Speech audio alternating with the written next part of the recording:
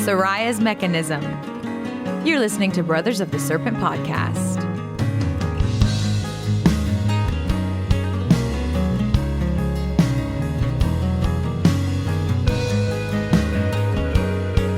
And welcome back, ladies and gentlemen, boys and girls, angels and demons and monsters and serpents, to Brothers of the Serpent podcast, coming to you not live from the 10 by 10 by 10 tangent cube of science, nestled amongst the dusty bones of an ancient seabed, high atop the Edwards Plateau in Texas.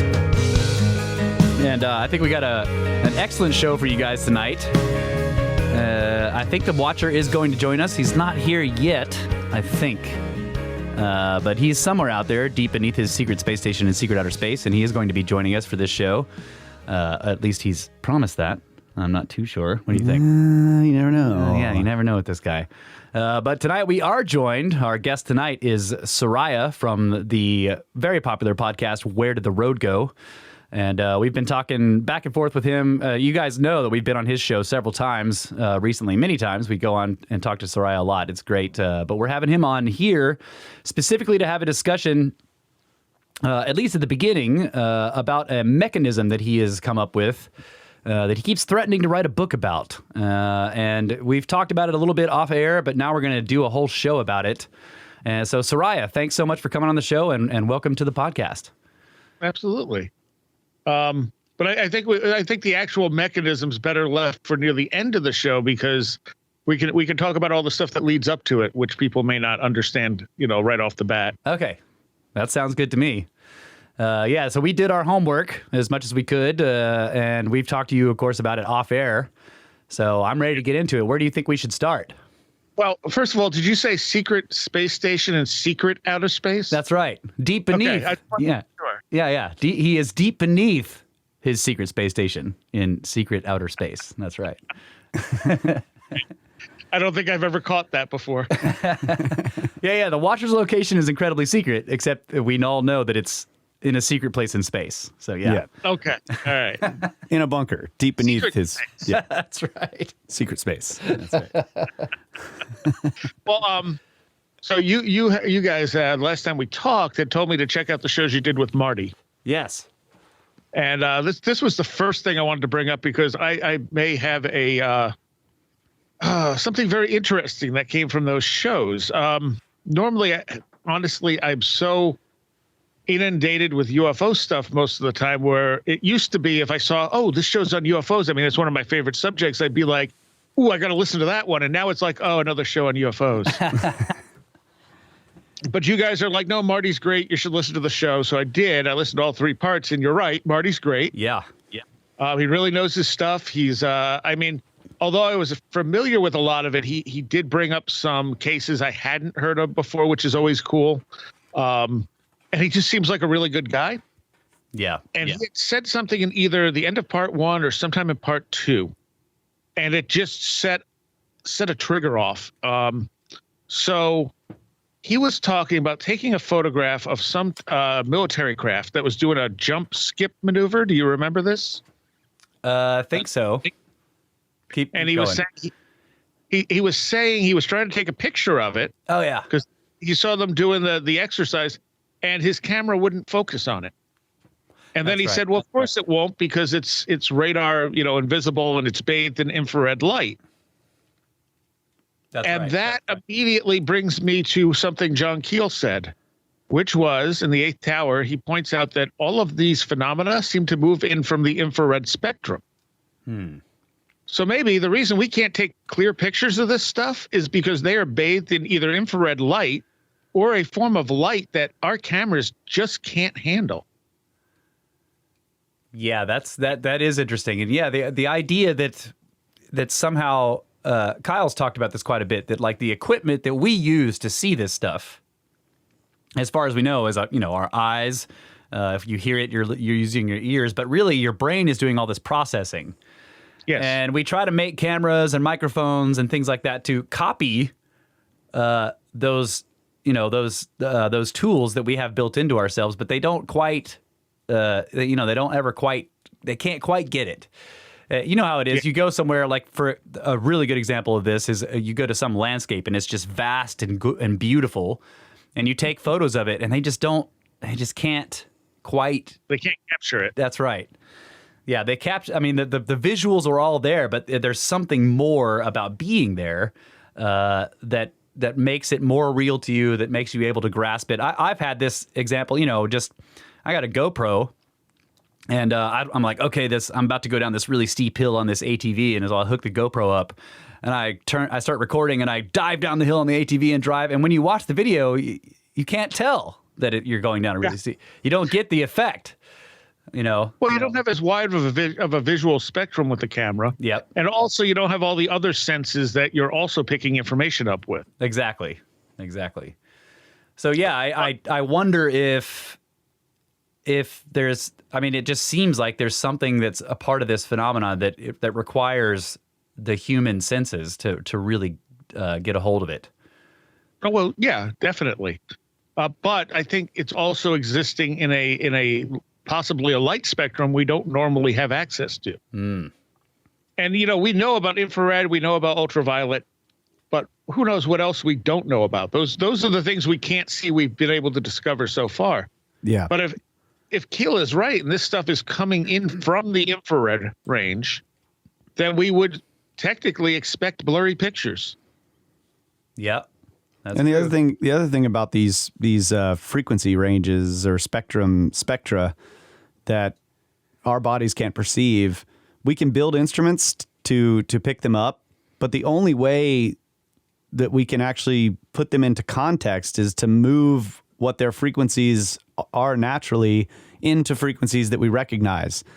Right. So you'll never know what infrared light would look like after your brain processed it, because it doesn't. Yeah. You can detect it with an instrument, and you can visualize it on a screen that puts it in a frequency range that your brain does recognize. Yeah. But that doesn't actually tell you really what it's like. Well, the other thing with UFOs is that it's not uncommon for people in monster sightings, UFOs, for people to have things get things that are similar to conjunctivitis afterwards. Huh. And again, that hints at a form of light that we're not seeing, because monsters are generally, sometimes they have glowing red eyes, but they're not visibly giving off light that should be causing that type of stuff. Yeah. I did not know about the conjunctivitis. That's Yeah. I'd never heard that. Wow. It's more common in UFOs, but it has been noted in monster sightings as well. Again, this is one of the things Keel talks about in various books and stuff, different cases where this has happened. Wow. Yeah, so I wonder about cameras not being able to capture these things well. It does seem like that it's not just about light, maybe, that it's also that they're liminal themselves, right? That they're kind of almost in a way not completely there. Right, yeah. Well, there's so there's a couple other things about the infrared that's interesting. Andrew Collins, one of his first books was called Alien Energy. And he shows people who there was some guy who could take infrared photos, and he would find UFOs in spots where people saw UFOs, but like a day earlier or something, and you'd see this UFO-like craft, or in the infrared photos. So there's as well as like over crop circles and other things like that, and that it would only show up in the infrared. And there's a video somewhere, and this is driving me crazy because I cannot find it. I'm pretty sure it was on the show UFO Hunters at one point. I've scanned through all the shows I could find of theirs. There's only one I couldn't find, which is probably where it is. But it was a police helicopter. The police helicopter was going along, and it was filming with infrared out the back of the helicopter. And they were watching this spinning craft follow them. And the cops are going, like there's nothing there. We can't see anything with our normal eyes. And then they're showing the infrared to the camera.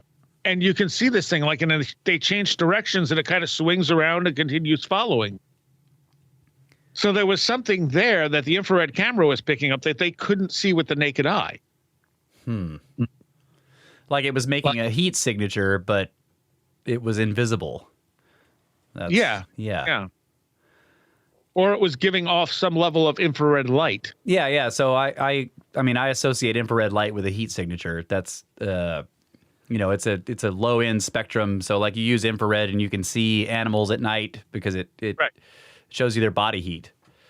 Mm-hmm. Right, but I mean, is it because a thing that is hot generates? It's the generator of the light, right? Yeah, But there are probably other ways to generate it. Probably, yeah. It's just that's the spectrum. It's Right. low frequency and heat. It's atoms, and you're banging them together. That's right. A low frequency light made by temperature. But yeah, there's like the upper infrared, like a lot of like security cameras now, and even handheld cams that say that they have infrared. They don't look at the lower end of the spectrum that actually sees like body heat, for example. Right. They're using the upper end of infrared that allows you to see in the dark in a sort of a black and white kind of way through the camera. Yeah. But it doesn't show you like bright white if something is hot. Right. Yeah. The other really mind-bending thing about these other frequencies of light is that they also interact with materials differently than the visuals, than the visible spectrum. Yeah. Like glass, perfectly transparent glass is a mirror to infrared light.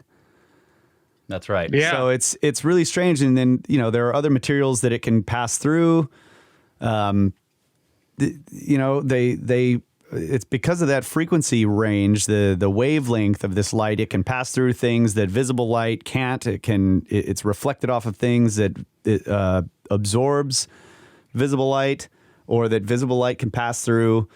So there's a completely different set of interactions that it's really hard to wrap your brain around when you're dealing with. Like we have an infrared scope that we used at work a lot, and it's really strange walking around at night looking through that thing. Yeah. What types of things are, what brightness they are, or you go up to a glass window and you see yourself standing there with the infrared scope in your hand. Yeah. It's just weird. Yeah.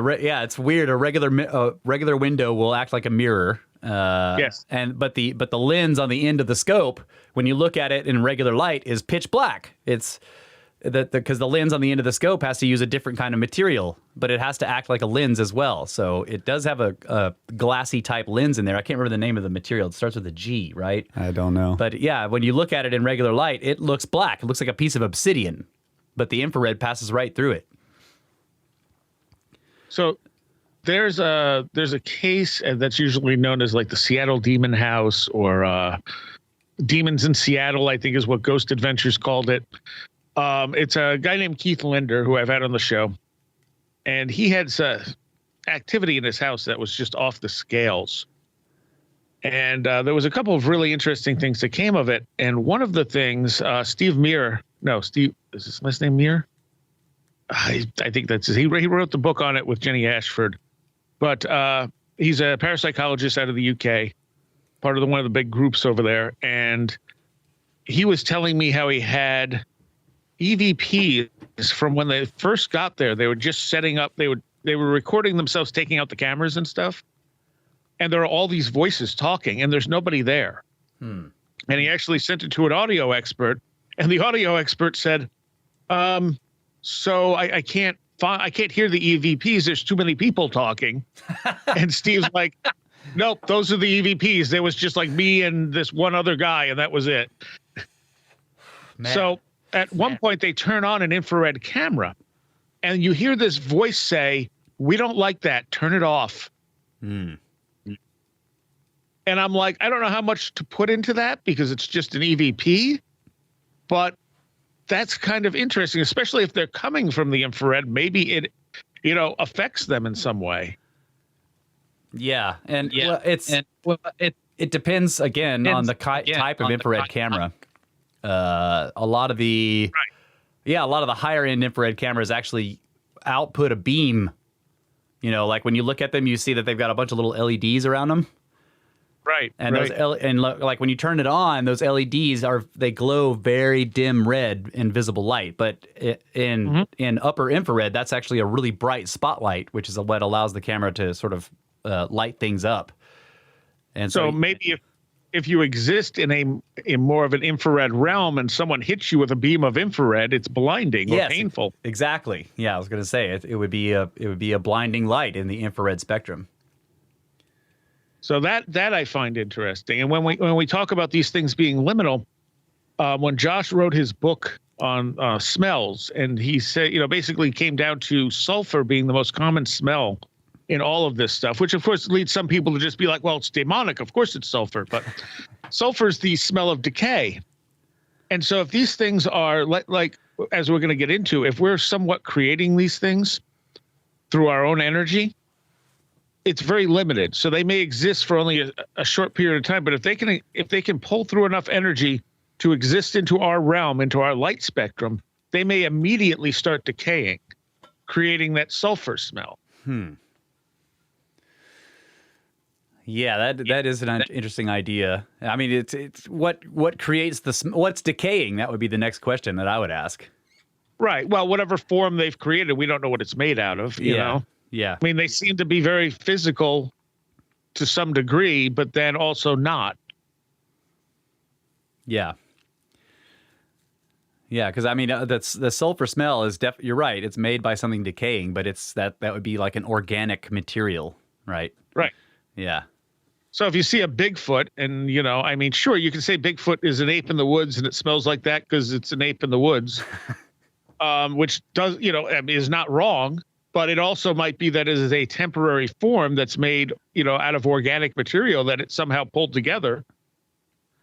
Oh, yeah. And it's just immediately decaying, and it's only going to last, 20 minutes or an hour or whatever before it's completely gone again. And it does tend to point to these things being more light than anything else. Yeah. And I do believe people were using, I think it was in Taiwan or something I saw, they were wearing hats with infrared lights up on the brim pointing down over their faces so that the cameras couldn't see their faces. I have a hard time thinking or I guess accepting the idea that they're somehow coalescing all this physical matter into a dense object that then quickly decays. Like where, that doesn't, I guess what I'm suggesting is, I think what seems to be more likely to me is that this is non-physical activity that may be, I don't know how to. Well, but you are getting a smell, and a non-physical thing shouldn't be emitting smell.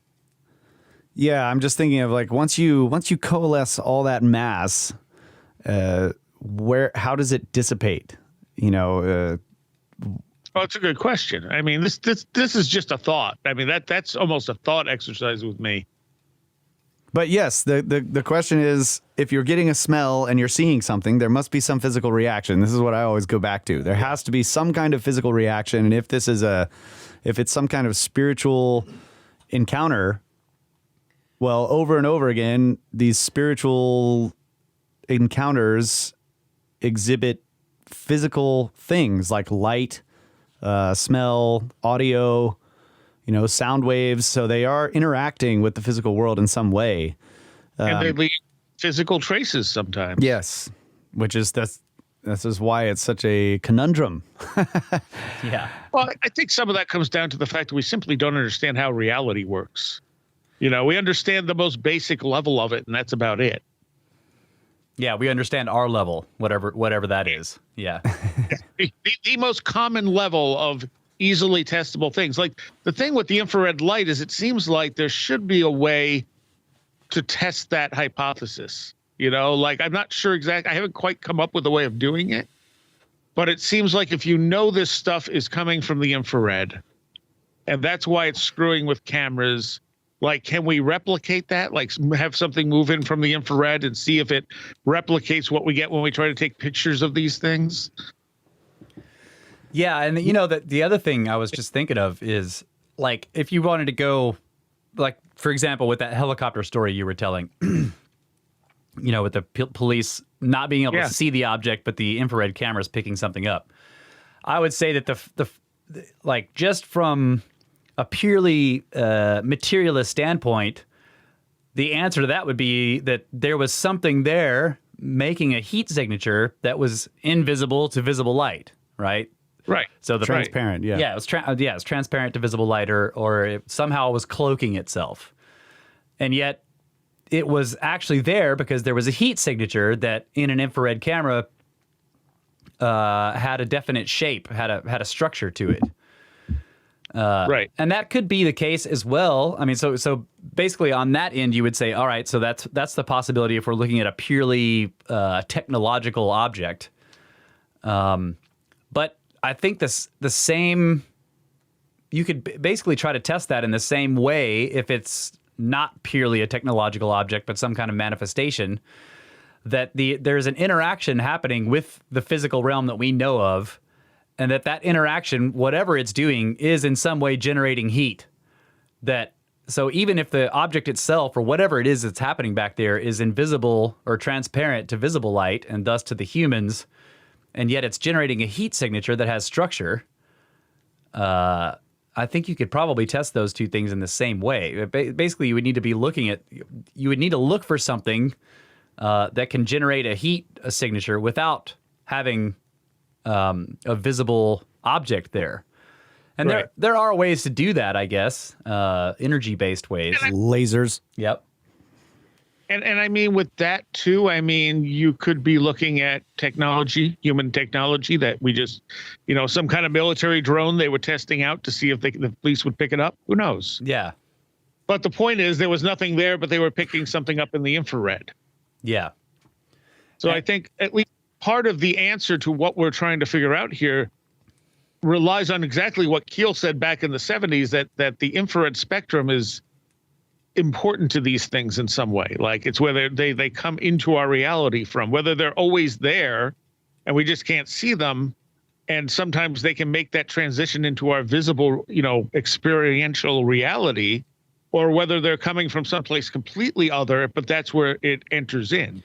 Do you know why he said that? Like, what was the context? It was just his observations that these things usually, come in that, like, I think it's the purple sort of color that you get, like, that's closest to infrared. Be a dark red, basically. Right. Yeah.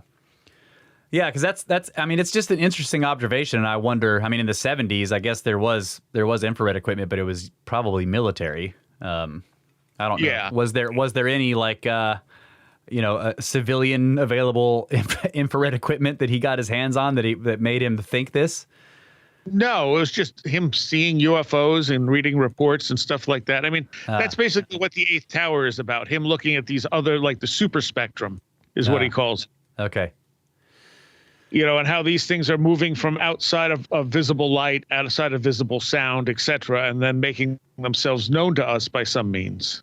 Yeah, and I guess he would specifically be speaking about UFOs in that case, because a lot of times, like poltergeist or ghost experiences are associated with cold, which is, I mean, you can still say, you can involve that with the infrared spectrum, because a lack of heat will make a dark spot in an infrared camera, like a deep infrared camera. But it's actually generating a lot less infrared light than normal room temperature objects. Right. And most of these things, I think, do show up dark. I know the pictures that Andrew Collins was talking about, most of those were dark blobs on the photographs. Yeah. If it shows up dark in the infrared, then it's cold. Interesting. Yeah. Which would put it, so I wonder what the police were seeing in, that object. Were they seeing something bright? Because that would imply it was hot if they're looking at it in the infrared. Yeah, and see, it's that aired back in like 2011. So, I looked online. I found, like I said, all but one episode. And I just kind of scanned through them because I wasn't going to watch them all the way through because I thought it was at the end. But it's been so long, it could have been a different show. Yeah. I could be remembering it wrong. So I want to find it so I can like rewatch it and be like, okay, this is what it was. Here's where they aired it. But I haven't been able to find it yet. If anyone knows where that is, by the way, let me know. Yeah. Yeah, people should let them know. And I think I remember hearing about this too. When you were talking about it, it was ringing a bell. But I might have heard about it on your show, so who knows? It's possible. I mentioned it before. It was one of the most fascinating things that show showed, I think, because I wasn't really that impressed with it. I mean, a UFO reality show is kind of a hard sell, Yeah. Like at least with ghosts, you can go out and maybe get some activity, but you can't, unless you're Stephen Greer, you're not going out and summoning UFOs. That's right. Yeah, and so back to the infrared and the idea that they come from that. I mean, any interaction that either that changes temperature is messing with the infrared spectrum. So yeah, I guess that would be a proper thing to say, because a lot of these experiences are associated with either extreme heat or extreme colds.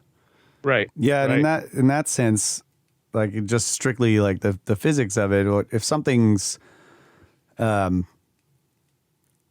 guess if it's cold, it's in it's able to absorb heat Yeah. energy, right? And if it's hot, maybe that's how it moves into the visible spectrum. it's in other words, it's absorbing all these vibrations coming from all around it. And if it's hot, it's actually causing vibration to happen into the objects around it. Yeah.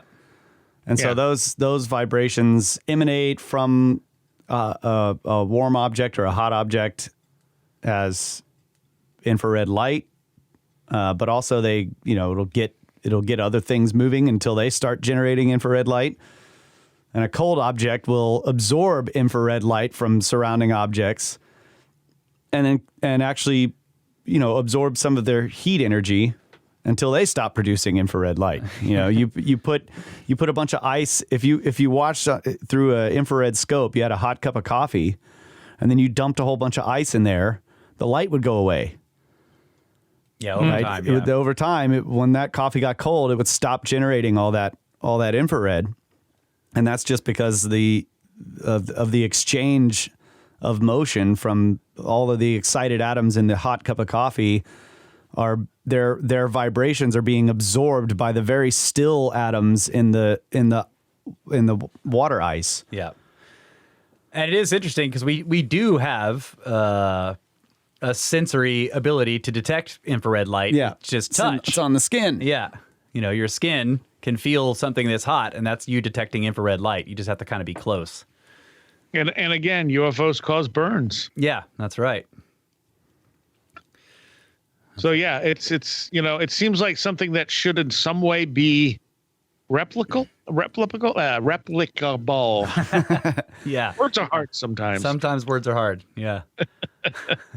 So So I would say that to me, just to break it down to the simplest idea is that whatever manifestation is happening excites the atoms of matter in that area.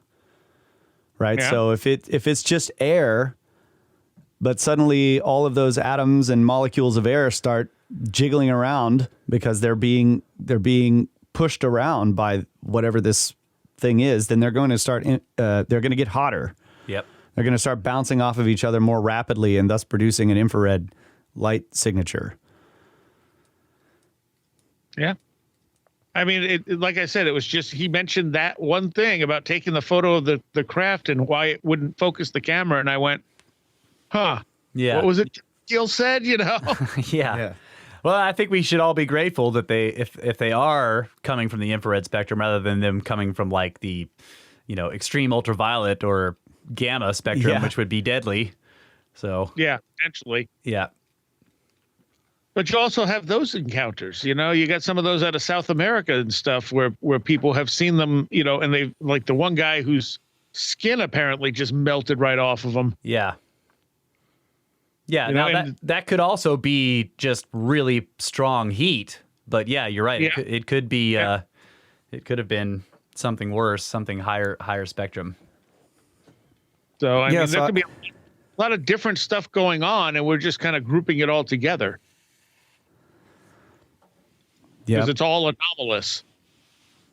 Yeah, and it's I don't know, when you think about any kind of power source, it's dangerous no matter what it is. You know, Sure. I mean, even if you just think of like the smallest, like a campfire. You don't want to get close to it. I mean, you do want to get close if it's really cold, but not too close, right? Right. It's right. it. No matter what it is, if it's generating energy, and that energy, you're using that energy to do work. Like in the case of a campfire, the work is to cook your breakfast or to keep you warm or whatever. The work is useful, but the source of the power is dangerous. And and when you're talking about craft like these, if they are technological, they're going to be filled with dangerous power. So the question is are they actual craft? Are they something in between? You know, I've started to think that they're kind of both, that they're both technological and also, I don't know what the word would be, spiritual, that they encompass both of these things. Well, I think the problem is with them being technological is that they're all different. Yeah. You know, we get a few of the same thing, and that makes me think that our brains are creating a picture for something we can't comprehend. It's like, oh, there's that energy that I don't know what is, and I can't put we'll just put this face on it. Yeah. Yeah, that there's a co-creative aspect. Is that what you mean? Or in this case, you're just saying that our brains are just are just filling in the blank because it doesn't know what to do with it. Okay. Like, you know, there are all these one-off monster sightings, for instance, where no one else ever sees the same monster. Like Bigfoot's a common one, but there's lots of them where it's like, oh, someone saw this weird thing. It seems like a completely viable report. The person's trustworthy, et cetera, et cetera. So what if what really happened is they came across a form of energy their senses has never encountered before? You know, maybe it's something just bleeding a little bit in from the infrared. Well, your brain's gotta put a face on that. It has to translate it for you in some way. And, you know, for the unknown, your brain might just go, I don't know, monster, go the other way. Yeah. Yeah, and I mean, the other way to look at it too is that this is on purpose. Whatever it is, whether it's, you know, nuts and bolts technological or something else, something even purely spiritual or just pure energy or some part of the world, some part of the universe, the realm, the reality that we don't understand, it may be purposeful. It does seem to have agency, right? I think that I would say that. And so the question is are all these strange things that happen to people when they encounter these kinds of things, is that on purpose, or is that just purely a result of the interaction, or is the entity, whatever it is, making it strange? You know, I think that's an important question. I think all of those things are actually true. Okay. All of the above. And I would also say that we make it strange because we can't comprehend it directly. Yeah. There is a book that I absolutely have been highly recommending everyone read, and I have yet to meet anyone else who's read it, called The Invisible Gorilla. Okay. And it's a psychological book, and it's based years ago. This experiment they did went viral. Oh yeah. Where, you know what I'm talking about with the gorilla and basketball players? Yeah, where they tell you count how many times the ball gets passed, and then the guy in the gorilla suit walks by in the background, and about 50% of the people who did the test never noticed the gorilla. Right. Yes. Yeah. So, I mean, the stuff in that, but the book, I mean, it goes way more in depth. It goes into how we form memories. It goes into the accuracy of our perceptions and what affects it. utterly fascinating, and it makes you just really look at the world differently because you realize how little of the world you're actually factually seeing. Like most of it is interpretation. And a good portion of that interpretation is also emotional. Yeah. Okay. So it is as soon as something happens, now it's a memory, and those memories are very easily changed because you'll say, well, that didn't actually happen because that doesn't make sense. It must have been this. Yeah. It's hard for me to understand. I mean, like, I don't know, weird stuff happens and I mean, do people really change their memories on that? Like, does that really happen? I guess like it's tough to say. How would you know if it happened to you? Because you wouldn't have no realization that it did, right? I guess is the idea. Well, okay. So one of the things that people researching weird stuff have found is that people are less likely to believe their own experiences the further away they get from them. So like the longer ago it happened, the more easy it is for you to say, well, maybe I didn't see that, Let me see. There was a quote I made. I'm going to try and get these guys on Where Did the Road Go who wrote this, but I don't know if they'll do it because this is not a book on the paranormal. They're psychology professors. Yeah.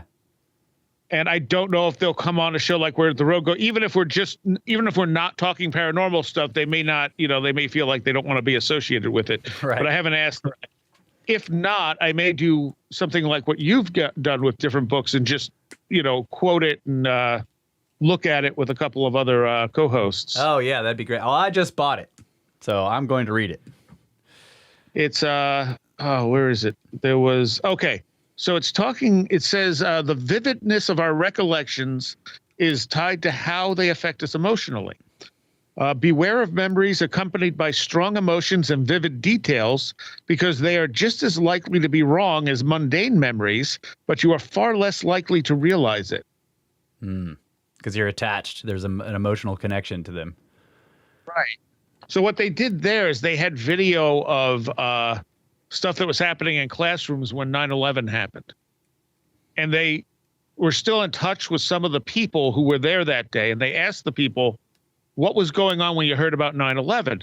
And every single one of them told them exactly what they remembered happening. They insisted this is what happened. The memory is as vivid as yesterday because it was such a traumatic event. And every single one of them was wrong.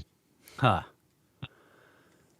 Like some were more right than others, but none of them actually described the events of that day 100%. Wow. Like they constructed memories afterwards. Right. Yeah. Right.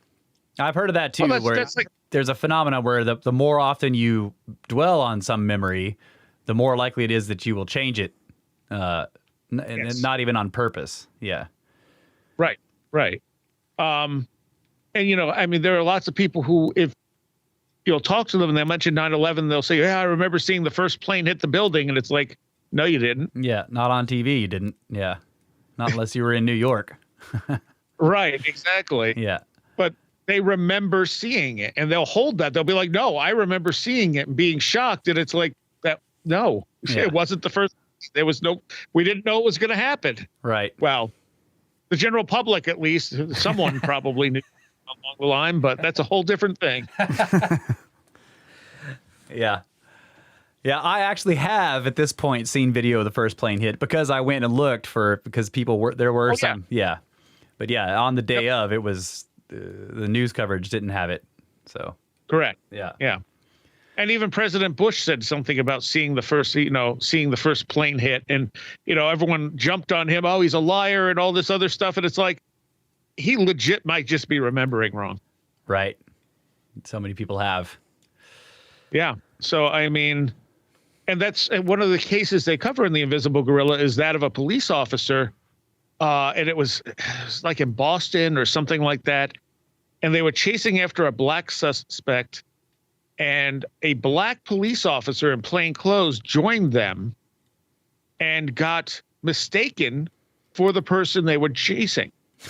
So this police officer was actually still had his eye on the original subject, Meanwhile, the other police officers in his group had grabbed this police officer, not realizing it was, another police officer, and were literally beating him on the ground. Man. And he ran right by them. And so, in the trial about all this, they're saying, well, did you see this happen? And he's like, no. And they're like, but you were right there. You ran right by it. He's like, I realized that. I didn't see it. And, people are like, well, he's lying. He's just protecting his, he took lie detector tests. And he did all this other stuff. And he's like, if I saw it, I'd tell you, I don't know why I didn't see it, Yeah, he was hyper-focused.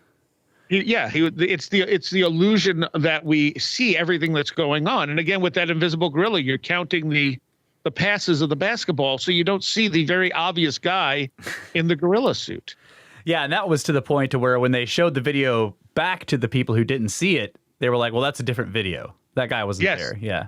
Yep. They wouldn't believe it. Yeah. And there's a ton of experiments they did just like that, just showing you this illusion of attention that we literally just do not pay attention to most stuff. Right. And our brain just constructs like sort of like a backdrop around us. It's what we expect to be there. Yeah, so I mean that calls into question all of the accounts of seeing lights and infrared signatures and all of this stuff. Well, it calls into account everything anyone's ever remembered. That's right. Exactly. Yeah. Yeah. And I guess for me, I would think that I kind of look at just going back to the light spectra. It's all I kind of think of it as one big spectrum, right? The electromagnetic spectrum. And it's all dependent on what's happening, which causes what types of waves or what wavelengths to take place. So, I mean, you got visible light in there. So people see orbs and stuff. There's infrared. People feel heat. They get burned. That could be microwave. There's radio anomalies, right? You're a radio guy. That's lower than microwave. So it's like, maybe really this stuff is just in whatever way it's interacting with the world. It's interacting possibly on all the different spectra. We only have our senses and then our instruments. Right. And so you pick up weird things here and there, and then you can't remember it correctly. Yeah. And the other thing one other thing I want to point out before we got to take a break here, but I was going to point out one more thing, and is that's it. We live in it's hard to remember this, to keep this in mind, but I start thinking about this whenever I start hearing these kinds of accounts of, even now when I hear accounts of ghosts or strange poltergeists or lights in the sky or anything like that, is that we live in this incredibly dynamic and very powerful system of electromagnets and light, and we're right next to this giant star that's putting out a whole bunch of light and magnetism, and we are spinning around it on a spinning thing that's got its own electromagnetism. So we're in this really weird, complicated magnet system, and that may have all kinds of. And then inside of this spinning ball that we're on, there's all these weird metals, and they're sort of laced through it in strange ways, and crystals down into the ground, and all that's spinning, and it's in multiple magnetic fields that are also all spinning, and it just weird stuff is probably going to happen. Hey, have you guys ever heard of the electric universe theory?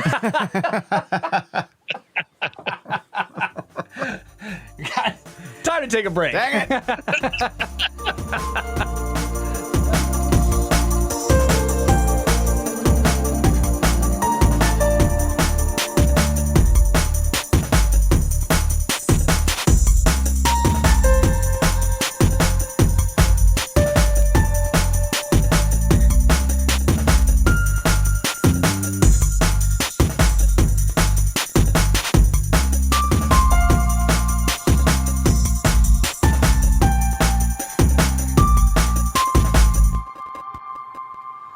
And shifting the bell curve just by showing up here at the 10 by 10 by 10 Tangent Cube of Science. And we are back here with Seriah from Where Did the Road Go? Looking forward to continuing this deep dive into Seriah's mechanism.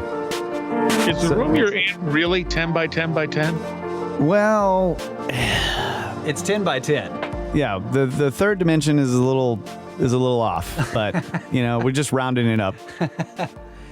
Yeah, All right. it's a 10 by 10 garden shed basically that we turned into a studio. Gotcha. So it isn't 10 by 10 by 10 because the ceiling isn't that high, but it's close.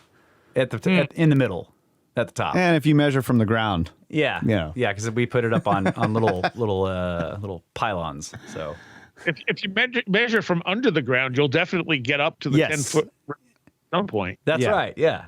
Yeah. yep. And then of course Kyle's built desks and what is that? An amp box back there. So the actual space we sit in is more like 6 by 8. But yes, it is a 10 by 10 by 10. All right. Just wondering. Yeah. So where are we going next, everybody? Oh, well, I mean, on Where Did the Road Go, we've done a show joking around called Everything is Demons, Oh, yeah. because you get certain people who are generally very fundamental Christian type people who will be like, no, everything is a demon. It's, if you're encountering this stuff, it's all demons.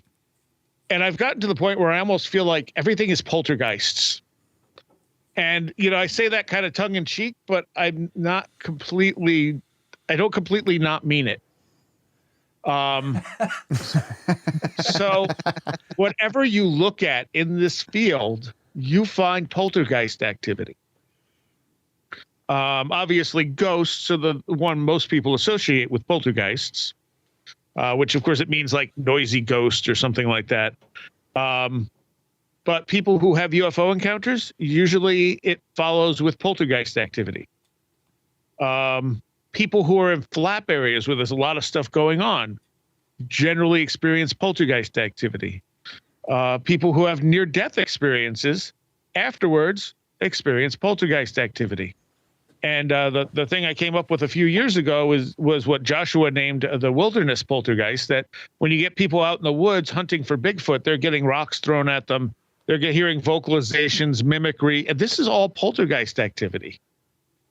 Yeah. So it seems like no matter where you look on this, and Louis Proud wrote a book on spontaneous human combustion, where he basically suggests that spontaneous human combustion is a form of poltergeist activity. I did hear you say that. Can you elaborate a little bit on that? Yes. Which was there a specific part you wanted me to elaborate on? Well, just spontaneous human combustion. How is that poltergeist activity? How exactly? Okay. So it took him a whole book to get around to making this Okay. work. Yeah. It does work. Basically, poltergeist activity can start fires. Okay. We have seen this in numerous poltergeist cases throughout the recorded history of like parapsychology and such. His theory is that these people who have the spontaneous human combustion have certain characteristics that most of them are not happy. They're not necessarily living their lives, but they're also not people who would kill themselves. Yeah. And that this becomes almost like an unconscious suicide thing. Like they're literally so miserable that they cause themselves to burst into flames, which sounds ridiculous. But when you actually look at the work he did on it, it makes a lot of sense. Yeah. So it's plausible, at least. Yes, it's Okay. definitely plausible. Okay. And there's no good explanation for it otherwise. That's the other thing, is that we have never had a really working idea of how spontaneous human combustion comes about. That's right. Yeah. So it's valid also in that sense that there are no other good ideas. So if this is, yeah. Yeah, and he has a lot of different. I mean, that book's well worth reading. He has a lot of different cases in there. Unfortunately, he stopped researching the paranormal. So that's like Borderlands Volume 1 or something like that, but there'll never be a Volume 2, I guess. I don't know. We had a guest on this show, Bob Johnson, he's a geologist for oil and gas, and spent a lot of time in the Middle East. And one of the jobs he got Oh, yeah. was there was a town. I can't remember where it was. He sent us In Saudi Arabia. Something yeah. Like Anyway, there was a town where these people were experiencing all of this weird spontaneous combustion, like inside their houses in strange places, little spots on the carpet, and then like inside cabinets. I've heard of that. Yeah, and so they went in and they did all this research, and they were trying to figure out, okay, is there some kind of methane gas coming up out of the ground in the area? And they used all their instruments and everything they had at their with their their scientific instruments and everything, could find no plausible explanation for all of this stuff. And he has all these pictures of the places that were scorched and burned, and it makes no sense. Like the insides of cabinets. Yeah. Right? Like it didn't burn the outside. It was just like a fire started on the inside of the cabinet. And the whole town, the people there, they were calling it the djinn. Yeah. Yep. They said that it was the djinn that were, it was possessed or something. I don't know. And he also had the story of that the local police would like chase fireballs out in the desert or something. Like there was so many strange reports and accounts from that area. Yeah. So if anybody thinks that poltergeist activity or spontaneous combustion if they're laughing about that, I mean, this guy literally went out there with a team of scientists to try to figure out a legit physical explanation for this thing, and they really couldn't come up with anything. That's right. They had ideas that they wrote in their report, but he's just like, it doesn't make any sense. Yeah, and it could be that this stuff has multiple causes too, and that's more than likely the case. I mean, things like Kundalini can make you feel like you're about to burst into flames. I mean, you can get so hot, you're just like, holy crap. And I've talked to, since I've done shows on Kundalini, I've talked to a couple people. Like I had someone tell me that their significant other was watching flames pop out of his toes or something. Wow. While he was having a massive Kundalini, surge. So it's, there could be numerous things that could be, and that also could be related to whatever poltergeist activity is. I was going to say, what is Kundalini? I mean, you could go read some stuff and hear stories about it, but that doesn't, I don't know. And I mean, really know what it is? I've had weird bursts of poltergeist activity. And I treat it like it's an external force, but I don't necessarily believe it's an external force. Does that make sense? Yeah. Like any of this stuff, it's hard to draw a line of what's us and what's not, because there's so much about us, even on the basic levels, like what keeps our body going, that is not conscious. Yeah. So, look at your dream life, look at all this stuff, and it's all unconscious, uncontrolled by us. So if there are parts of us that are even, can affect the reality even more, then it would almost be like dealing with something that's an other rather than a part of ourselves. Yeah. And I think I've heard you say this before, that the other may actually still be yourself. It's just your higher self or something. Right. And that, certainly a possibility. Yeah. It also, or it could be something else. We'll get to that idea in a bit. But so the thing with poltergeist activity, and one of the reasons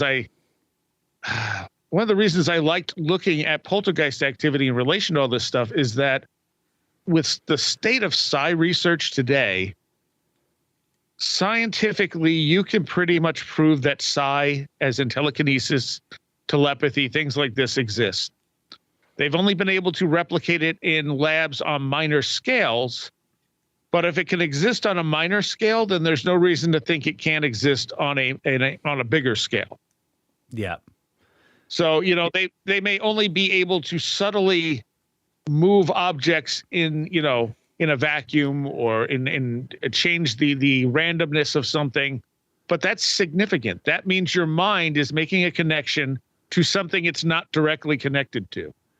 Right. Like, I think what you're saying is they've shown it statistically, which is hard to see case by case, but statistically it's anomalous and it's there, which does imply that there may be extraordinary circumstances where it happens in a single case in a very powerful way.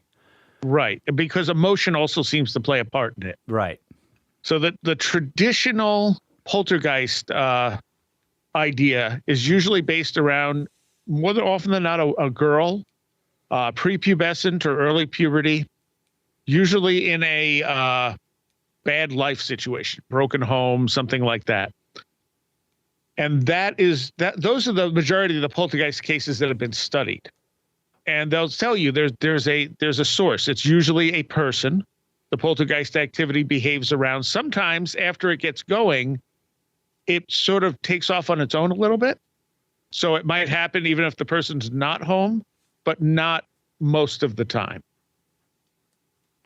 So there's two ways of looking at that. You could say, well, a ghost is attaching itself to this person. Or you could say, well, this person is, the parapsychological view is that this person is expressing, they're expressing psychokinetic energy unconsciously. Yeah. And they don't know they're doing it. They have no control over it. They don't know it's them. A lot of times when they bring these kids to therapy and stuff, the poltergeist stuff calms down, which again suggests that the emotional component is very strong. So when you're in a lab doing this, you don't have an emotional component. You don't care. You're just like, oh, I hope I can prove psychic abilities, but there's nothing emotionally strong about your connection to it. That makes sense? It does. Yep. I'm following you. Okay. So,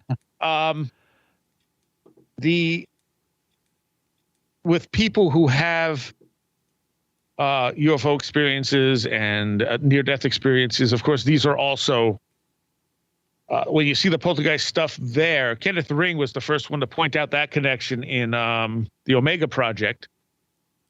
He had read Whitley Strieber's book, much against his...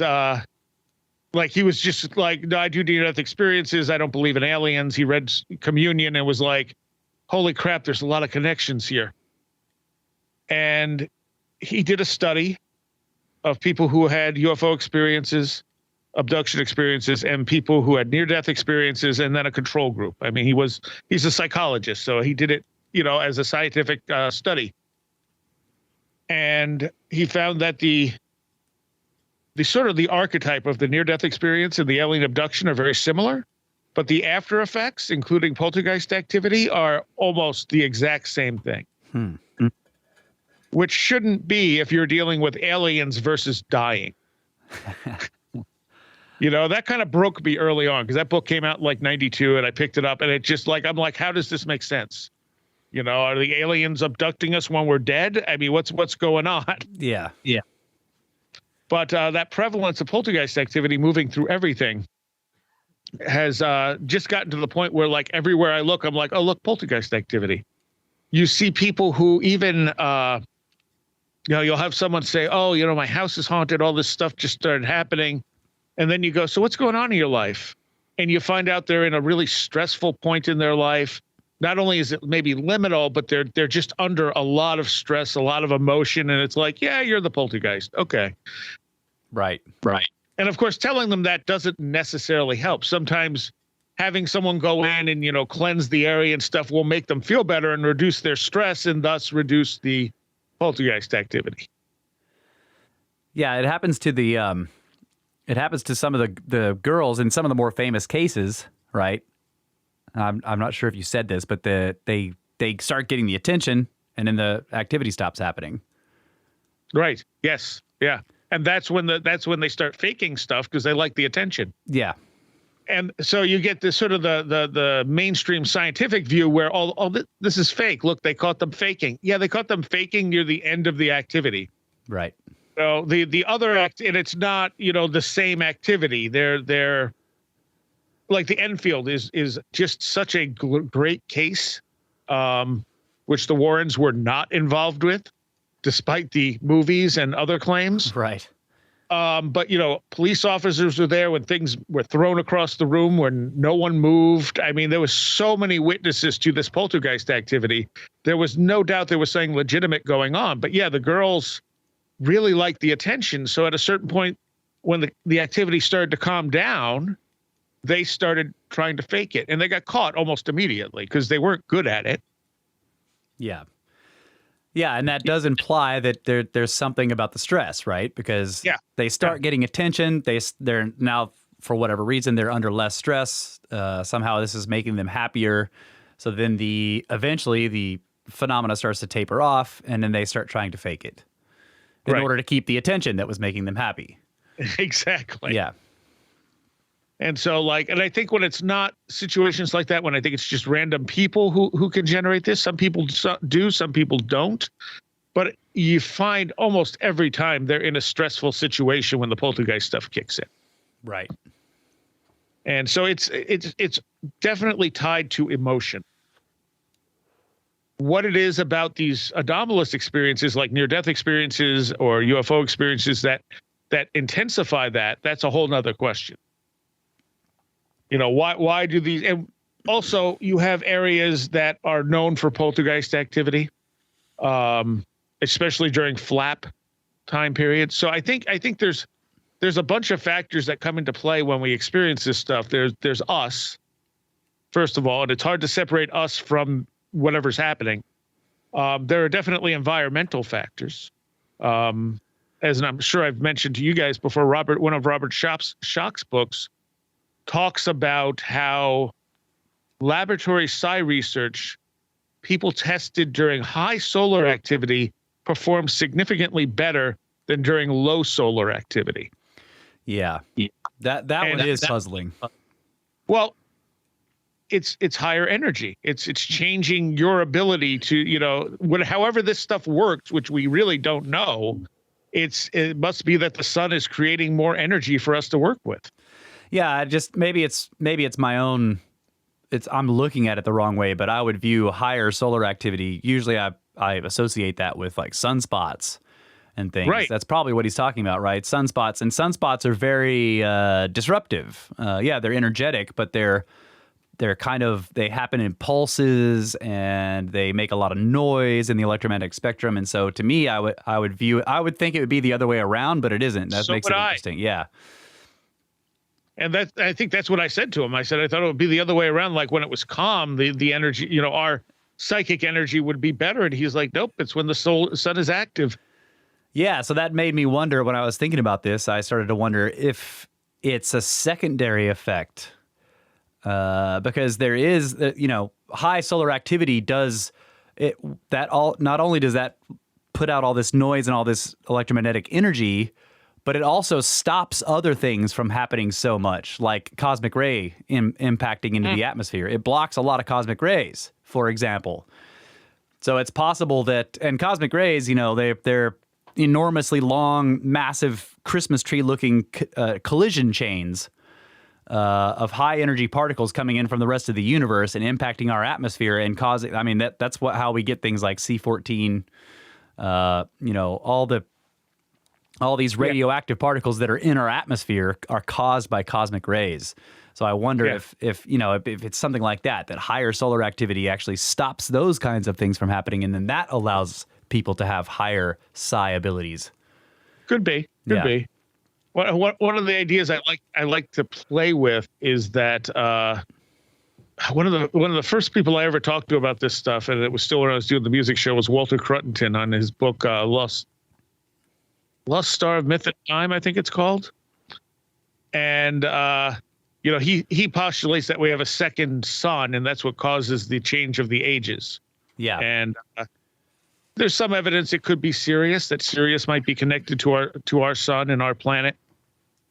But so at this point, it's, just Sirius is moving towards us, but it's still quite a distance away.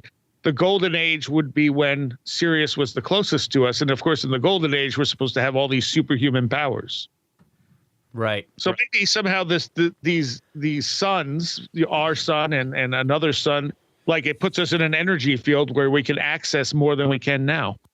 Yeah. Yeah. If we're close to two stars. Right. Exactly. Yeah, that would be a lot more solar radiation. And then we would all be really good at psychic stuff. That is an interesting idea. So, I mean, it may not be anything, but it's putting those two things together, I'm like, what if, Yeah. So does that mean, I mean, I'm trying to remember if he did this, but does that mean that like have they tried putting somebody in a Faraday cage to try the psi stuff and then they're terrible at it? I know they've done it, and I think they've gotten mixed results. Okay. So maybe it is a secondary effect. Cheryl Lee, I think, was put in a Faraday cage, and she was still able to do a lot of the stuff that they wanted her to do. But I don't remember off the top of my head, so I'm not 100% sure. I would have to ask her. Yeah. But she had 3 near-death experiences. She will, even slight emotional, bumps with her will cause all kinds of poltergeist stuff to happen. She'll short out electronics, et cetera, et cetera. Wow. I mean, one of the times I had her on talking about them, she has I can't remember exactly what it was. Like she had like LED lights around her computer because if they start lighting up, she knows she's affecting stuff. And she was getting very emotional talking about the near-death stuff. And she suddenly just said, I need to go for a minute. I'll be back in a few minutes, and hung up. And I was like, oh, I hope I didn't like bother her, talking about this stuff. Yeah. And she got back and she's like, okay, I'm all right. And I'm like, are you okay? And she's like, oh yeah. She goes, the LED lights around my computer were starting to light up, and I didn't want to fry my computer. Wow. That's pretty wild. So, I mean, there are people who have those extreme sort of cases of this poltergeist type energy. And there's no doubt this stuff is coming from her and being triggered by, emotional states. Yeah. So whatever poltergeist energy is, not only can we prove it on a micro scale in the lab, but we also know it's affected by emotion. Yeah. So another question I have about the poltergeist, you were mentioning that you've talked about the wilderness poltergeist, like the Sasquatch, or people just going out to look for Sasquatch and getting poltergeist-like effects. Now, in those cases, would that be environmental? Because I don't know if you would be able to blame it on the person, right? I would think it would be environmental, but you know what? We're also so disconnected from the wilderness. Yeah. That. Some people going out into the wilderness for the first time might, bring some energy up that they don't normally have access to. Okay. Yeah, I can see that. I'm just wondering because, you think of the house poltergeist cases in so often are associated with a single person, like you said, a younger girl or whatever, somebody who's in a bad situation. But, if you're just going out and looking for Bigfoot, maybe you are bringing all that baggage with you out into the woods, but it's just weird that there are places where people associate poltergeist activity that don't necessarily have someone living there. Right. Yeah. So it's like it's multiple things. It can't just be the person. Yeah. Right. And again, I think that's the problem. People keep trying to break it down to like, oh, here's the universal answer to all this stuff, and I don't think that's going to happen. Right. Because there's different factors that affect different things. Now, again, with Enfield, you had this very intense poltergeist activity happening. And at one point she started channeling the guy who used to live there.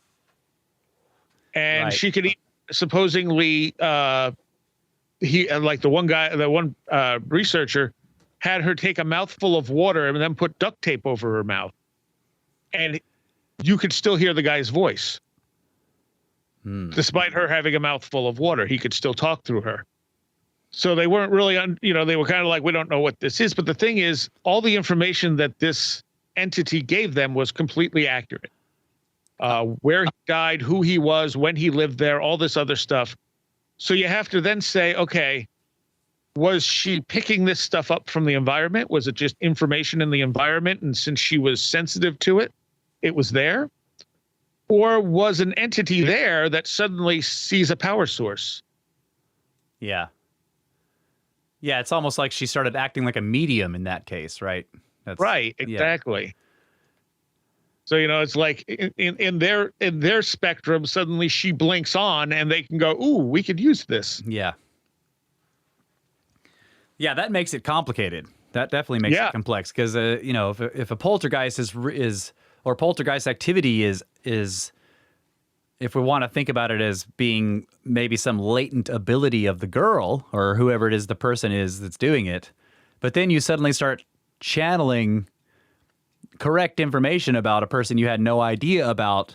Now you're getting into something strange, and then I guess you could say it's psychometry. She's picking it up from the environment, like you said. But then how is she projecting the voice? I guess poltergeists do make voices. Yes, yeah, they do. Vocalizations are a big part of it. Mimicry is a big part of it. Yeah. And you know, one of the arguments against the Wilderness Poltergeist too is people will be like, "But that behaves like an ape in the woods," and it's like, right. And in a house, it behaves like a ghost. It's that's not what it is. It's an expression of this energy, and it's behaving based on expectation. Yeah. So does it have agency, or are we just talking about energy? Yeah, I mean, it might have agency after a point. I mean, it could essentially be a tulpa of some sort after a while. Right. But it still needs that energy, and once that energy dissipates, you know, someone gets attention or the stress, you know, goes down, it's not there anymore. You know, it kind of dissipates. Yeah, there's no handle for it to grab onto anymore. And we have no way of measuring what this energy is. This is part of the reason science won't touch this stuff, is that we don't have, not only don't we have a mechanism for mind affecting matter, but when you deal with, you know, we can call it poltergeist energy, but we don't know what it is, other than the fact that it can affect our environment. Right. And you'll see certain skeptics say things like, well, we don't know how that would work, so it can't. And it's kind of like, nope, that's not how it works. That's not quite how science works. That's right. I mean, I guess you can do it that way, but you're not getting at the truth. Yeah. I think one there was a geneticist that we quoted on one of our shows who said a lot of people are like, well, that can't be true because I didn't already believe it. That's a great quote. Yeah. Yep. Yeah. Oh, there was another quote I liked, and I can't remember what it was. Oh, yeah, I don't remember. It was another skeptic quote that, well, and the thing is, there's one of the guys who was a big part of the Psychop organization actually came out and said that there is enough evidence for psi that if it was anything else, it would be a proven fact. Yeah. However, since it's psi, we need more evidence. Yeah, they keep dragging the goalposts. That's classic. Yeah. Yeah, and he said, because we know this doesn't exist, and it's like, just admitted that scientifically it can be proven to exist. Yeah. Yep. I think what you seem to be pointing at, though, with all of this, the poltergeist stuff, and when I was listening to your presentations on it, you were saying like you want to look at this without all the preconceptions, and I agree. And I started to think that like we shouldn't even be using the word poltergeist, except that that's what people call it. But poltergeist itself conjures up all kinds of a priori or preconceptions. Sure. And it's so poltergeist activity, but it isn't an angry ghost, right? Yes. We don't know what it is. In some cases, it seems to be attached to a person, or it seems to be okay. How can I minimalize this the most? It centers around a person in a lot of cases where it's happening in a living area. But we have the same sort of phenomena taking place out in the wilderness or even in abandoned buildings that aren't occupied anymore. And in those cases, it seems to be environmental, but then the question would be, does it take place when no one's there? Right. Right. Like I know there's plenty of people have done this, trying to put out cameras out the woods to find Bigfoot or whatever. And the cameras, either they get messed up somehow or that they never find anything. Right. Right. So the question is, so if the camera gets messed up, then something happened out in those woods. But if the camera just never sees anything, then that implies that that this phenomena requires the presence of a person in an emotional state. Right. And right. I guess State can even be excitement. You know, you're out looking for Bigfoot. That's exciting. Yeah. I mean, and a little freaky, right? You're out in a place and you're like, man, this is where everybody sees Bigfoot, and we're out in the middle of the wilderness, and you're excited and nervous. Yeah.